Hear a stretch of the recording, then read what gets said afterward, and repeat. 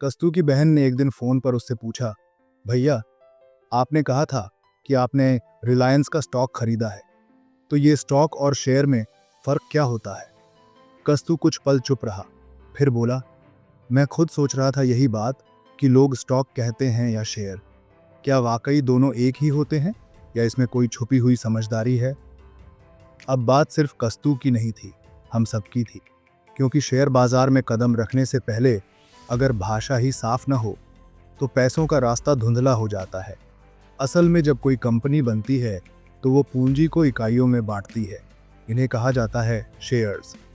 हर share उस company का एक छोटा सा हिस्सा होता है, जिसे कोई भी व्यक्ति खरीद कर उस कंपनी का हिस्सा बन सकता है। मान लीजिए किसी कंपनी ने खुद को 1 लाख हिस्सों में बांटा, यानी 1 लाख शेयर्स बनाए। अगर आपने 1000 शेयर्स लिए तो आप उस कंपनी के 1% के मालिक बन गए। मतलब शेयर वो इकाई है जो कंपनी की मालिकाना दर्शाती है। अब आते हैं स्टॉक पर। स्टॉक असल में उस व्यक्ति की कुल मालिकाना को दर्शाता है। यानी आपने अगर सिर्फ रिलायंस के ही शेयर्स नहीं बल्कि इन्फोसिस, HDFC और बाजाज के भी शेयर्स ले लिए हैं, तो इन सब का जो कलेक्शन है वही आपका स्टॉक पोर्टफोलियो कहलाता है। और यही कहलाता है आपका स्टॉक। यानी जब आप कहते हैं मेरे पास स्टॉक है, तो आप एक या एक से ज़्यादा कंपनी के शेयर की बात कर रहे होते हैं। लेकिन जब आप कहते हैं मैंने एक शेयर खरीदा, तो आप स्पेसिफिक रूप से किसी एक कंपनी के ओनरशिप यूनिट की बात कर रहे हैं। बहुत सारे बिगिनर इन्वेस्टर्स इन दोनों को एक जैसा समझ लेते हैं, लेकिन ये सोच आपको आगे चलकर गलत निर्णयों की ओर ले जा सकती है। क्योंकि जब आप किसी ऐप पर जाकर स्टॉक खरीदने का ऑप्शन देखते हैं, तो आप असल में शेयर्स खरीद रहे होते हैं। अब एक और बारीक बात, शेयर के भी प्रकार होते हैं, जैसे इक्विटी शेयर और प्रेफरेंस शेयर। इक्विटी शेयर का मतलब आप एक सामान्य हिस्सेदार हैं, आपको वोटिंग राइट्स मिलते हैं, ओनरशिप मिलती है और रिस्क भी। प्रेफरेंस शेयर, ये नाम से ही समझ आता है, इनको प्रेफरेंस मिलता है, यानी डिविडेंड पहले मिलेगा पर वोटिंग राइट्स नहीं होंगे। ये ज़्यादा सेफ माने जाते हैं, लेकिन ज़्यादा लाभ की संभावना कम होती है।